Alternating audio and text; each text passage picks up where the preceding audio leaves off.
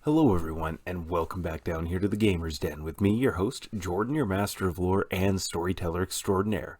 You know what time it is. It's Saturday. Well, for you it's going to be Saturday. For me, well, I guess technically it is Saturday now. We are past 1 o'clock here, but it is time to continue on with our Alchemist guide, and we are taking a look at the 3rd level extracts. Now, this is where you start to get, well, like with many spellcasting classes, you start to get some of your very interesting spells out of this. Not that 2nd level didn't have anything interesting or useful. Certainly being able to just repeatedly, almost nigh on infinitely use potions over and over again is incredible. But 3rd level, you get a lot of really good stuff. And you get some interesting things that mechanically aren't great, but are definitely full of that je ne sais quoi, that sense of style, that little bit of flavoring that really, really suits the Alchemist well. And we'll go over each of those a bit here in some detail. So let's go ahead and get rolling with this. And starting us off, no list is complete without the fly spell. This particular extract, it's touch range, which, again, unless you have the infusion discovery, this only is usable for yourself. It will last 1 minute a level, and you fly at a speed of 60 feet or 40 feet if you're in medium or heavy armor, which you're an alchemist. You shouldn't be in either of those things. This is great for all of your tactical advantages, getting up high over a target, avoiding most traps, and any monsters that can only attack in melee. Well, now they are helpless before you as you just rain death down upon them with all of your wonderful bombs. And then coming up after that, we have Channel Vigor. Now, Channel Vigor is a bit interesting. This is another one, personal, target self, lasts 1 round a level. You focus your energy into one part of your being to gain different benefits. If you focus this into your limbs, you gain benefits of the haste spell. In your mind, you get a +4 competence bonus on knowledge perception skill checks and ranged attack rolls, which it's going to, for the Alchemist, it's either going to be limbs or mind, because, well, having the benefits of haste is useful, but more importantly, having those bonuses for ranged attacks are really, really nice, especially since throwing bombs, those are ranged attacks. And if you're having to use a couple of feats like rapid shot and 2-weapon fighting, this can help negate some of those penalties that you'll be taking, even though you're only targeting touch attack. Say you need to pump out a bunch of damage quickly against a particular target that actually has a decent touch armor class, well, this will help with that. But you also can focus on your spirit, which you'll gain a +6 bonus on your will saves, bluff and intimidate checks, and then torso, which gives you a +6 on fortitude saves and constitution checks. Now, the nice thing is you can focus and alternate these as a move action from turn to turn. So Channel Vigor actually has a lot of utility and adaptability depending on the situation at hand. The only thing that really hamstrings this in any way, shape, or form is the duration. It's only 1 round per level. You can still get a number of rounds out of this, especially since this is a 3rd level extract. This should last you all of a fight, or at the very least most of a fight. So, this is definitely a great one to have. Absolutely something any alchemist should have in their formula list. But going along with that, displacement. I love displacement. Some other guides have made it green. Maybe I've even seen one where it was knocked down to kind of yellow, but whether you're going to be a Mr. Hyde getting into the mix of melee, or even with this particular bomber build guide, displacement is going to be useful. It's touch range, 1 round per level, but you gain a 50% miss chance on attacks directed at you, basically as if you had full cover.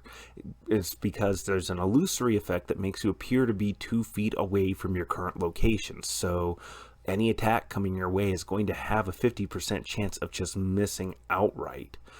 So that's absolutely incredible to have. Even if it's an attack that would successfully hit your armor class, this 50% roll at least is another barrier to keeping you from taking any sort of damage.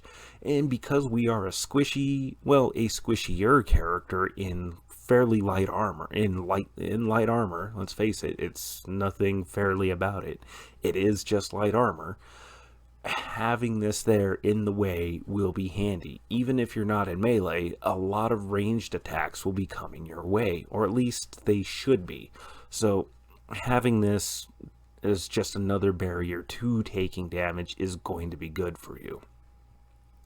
Now the next one here, I haven't seen a guide yet that rated this anything lower than blue, and I'm inclined to agree because the benefits are phenomenal, and that is Monstrous Physique. Again, 1 standard action to cast, target yourself. The duration is 1 minute per level. 1 minute is 60 rounds. 60 rounds? Yes. That sounds right. Ah, goodness. This is a problem with me only being able to record late at night. But point is, the duration should last you through several fights, or at least if it's a long running battle, this will get you through the bulk and the thickest of the fighting. If you choose to take a small monstrous form, you get a +2 bonus to your dexterity and a +1 to your natural armor. If you take on a medium monstrous form, you get a +2 strength bonus and +2 natural armor. Other guides suggest the gargoyle form, and I concur with this wholeheartedly, as you also gain certain benefits, like say if they have dark vision or scent. Things like that will be something that you receive as well. It depends on which form you pick out, but gargoyle is what you want. Gargoyle will allow you to fly, so maybe you don't necessarily need the fly formula, but certainly doesn't hurt to have both, especially if you have the infusion discovery, because then you can slap fly on one of your allies, give yourself monstrous physique, and really buff yourself in a lot of different ways, and then throw down a channel vigor and a displacement, and my goodness, you have a flying displaced gargoyle monster that is moving faster, suddenly throwing with more accuracy, and when it needs to is able to pump up its constitution saves or its will saves. So this is an absolutely incredible array of extracts to use. Now that said, you're probably not going to be able to use all of these in one fight, and unless it's the fight with the big bad evil guy, the major boss encounter, you probably don't want to be burning all of these all at once anyways. Coming right along here, we come up to Countless Eyes. Now, Countless Eyes is a fairly interesting choice here. It's again, touch, standard action. It lasts 1 hour per level, and what this does, the target sprouts eyes all over their body, and they gain an all-around vision and cannot be flanked. All-around vision just does exactly that. You see in all directions around you, and this aids you in being unable to be flanked.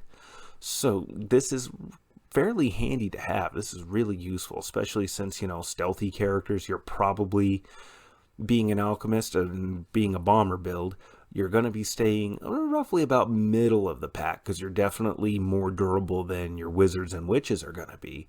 But this also means you're in a prime spot to be flanked or dealing with those stealthy characters that like to try to flank the spellcasters. So this can be a great way to watch your back, keep an eye on their back.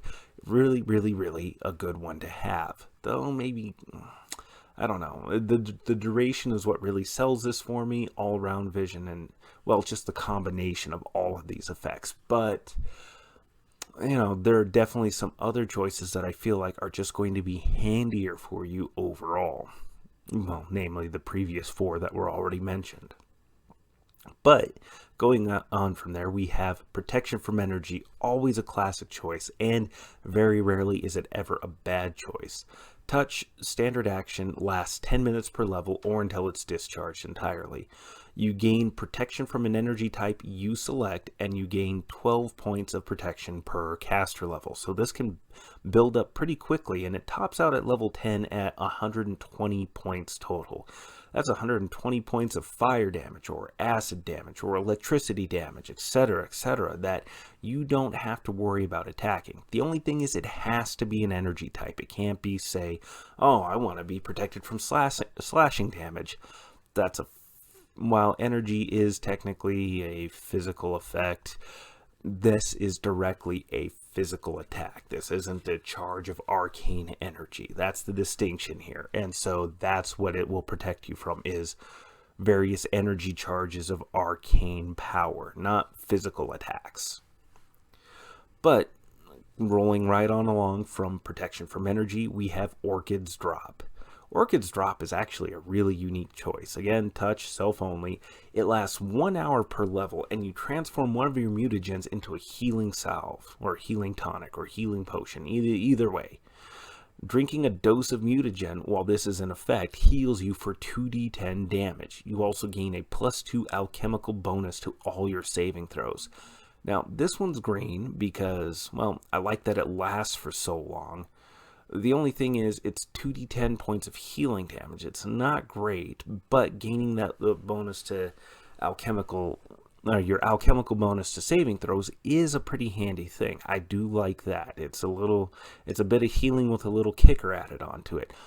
The only thing I'm not 100% certain of is, does this leave your other mutagenic effects in place? Does this boost your physical stats? Does this work with the cognitogen? Does it still boost your intellectual stats, and specifically your intelligence? If you can boost your intelligence and get the healing, then this definitely gets to be quite a bit better. This almost immediately improves to a blue quality. Definitely an incredible must-have. But it says it turns it into a tonic that heals you. And in that case, this is still useful, but I don't know. It's just, I'd almost bump this down to something yellow, something kind of okay, because there's better ways of healing yourself without sacrificing a mutagen. But then again, as you advance in level, your mutagens last longer and longer and longer anyways, so, you can get away with it. You can play around with it a little bit. My own interpretation, I'd be willing to say you're using one of your extracts on top of a mutagen, so you're going to get those mutagen or cognitogen effects in addition to the extract effect being applied on top of it. That's my own personal take. Your DM, your storyteller, whatever they call themselves, your mileage may vary with them, but that's the case I would make, because you're spending an extract and you're using a mutagen. May as well combine the two and get both effects out of it if you can. And certainly that's what I would do. That's what I would rule for my players. But now we come around to the extracts that are only situationally useful, or maybe just kind of okay. First up are the remove blindness, deafness, curse, or disease extracts. Now, there's a bunch of these. I mean, obviously I've got it all divided up there, but they all occupy the same general category. Touch, 1 standard action, instant effect. These cure the above effects, and when they come about, they're incredibly handy to have, because blindness sucks as a debuff. So does deafness. There are some curses that are, you can deal with them. Others you want to get rid of right away. Same thing with diseases. Most diseases are not that huge of a problem in terms of game mechanical effects, but others are. And even then, just from a roleplay standpoint, diseases suck, curses suck. They should have a bit more of a tangible effect beyond just the rules and mechanics. There should be a certain amount of stress roleplayed with having these effects on you. But again, from a mechanical standpoint, when these do come up, it's handy to have these, but they're not going to come up all that often, or at least no one of them is always going to come up all the time, unless your DM really just wants to spam blindness at you. I wonder who's done that before. Anyways, it's good to have these on your list. You may not get to use them same day, unless maybe you've studied or gotten some kind of warning beforehand. But having them in your list means the next day you can have them ready and cure your allies, cure yourself, get whatever you need to done and ready and in place to fix whatever's gone wrong. And in that same category of formula that are not always going to be immediately useful, we have Disable Construct. Now, I like this one a lot, But, how often do you fight constructs? Just kind of depends. It's a touch attack, standard action, and it's got a will save to resist it, and it lasts 1 round per level, so not a great duration, but useful. Melee touch attack against a target construct, and you hit it with a pulse of magic that messes with it, causes the enchantments upon it to fail and have it cease functioning. And that's only if it fails it saves. And bear in mind, most constructs have very poor will saves, so this will probably take effect. It'll essentially become helpless, and it gets to make a new save each round until it succeeds or the effect ends. Now, constructs that are normally immune to magic will gain a +4 save against this, so that's where this gets to be really, really useful against constructs, because it's going to be useful against pretty much any construct, and most constructs tend to be a real pain in the ass to fight, especially mithril golems, iron golems. Those things, this will be great against them. This will basically be a kryptonite kind of hit them with it and you win kind of effect, especially if you're partnered with a witch that forces them to re-roll a successful will save. Absolutely incredible. But that's just for the moments when it actually does come up. It's not guaranteed to come up. It just really depends. Hopefully your DM will foreshadow or give you some kind of opportunity to research and study and clue you in that, hey, maybe there might be a construct or two around here. Having at least one of your extracts prepared as a disabled construct extract would be handy. But by no means are we done here. We still have one more category of extracts to go. And these are the ones that are just really not that good, at least mechanically. And starting us off with this particular list, we have eruptive pustules. Now, I love this one. It's absolutely the kind of thing you think an alchemist would have on hand. It's gross, it's disgusting. You can just see an alchemist downing a potion that causes them to erupt with all these pustulous buboes, these eruptive just all. Anyways, one standard action, target self, lasts 1 minute per level, fortitude save for partial effect. And anytime a target strikes you in melee, whether it's natural weapons or something handheld, the attacker takes 1d6 acid damage to just take damage from this. And they make a save or have to make a save or be sickened for 1 round. If they make a critical hit against you, they have to avoid being nauseated instead, and this will work on swarms. So, that's nice.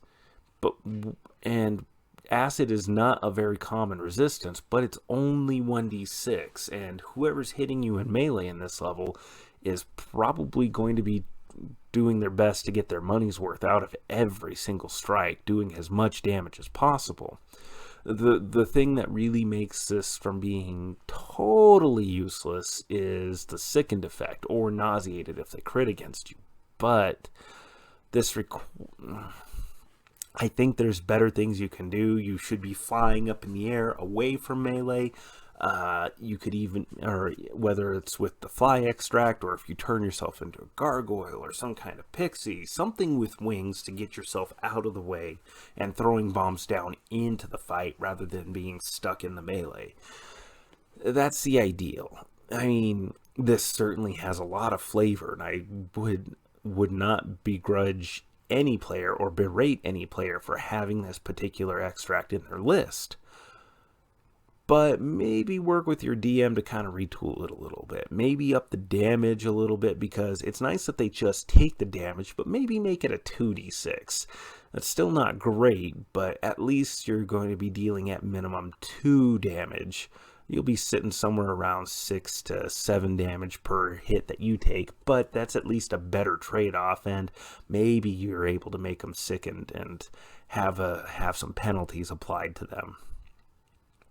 But moving on from that, we come to cure serious wounds. The cure spells, barring cure light wounds, they're not that great. I mean, standard action, touch range, cure 3d8 plus 1 points of damage per caster level, topping out at a 15.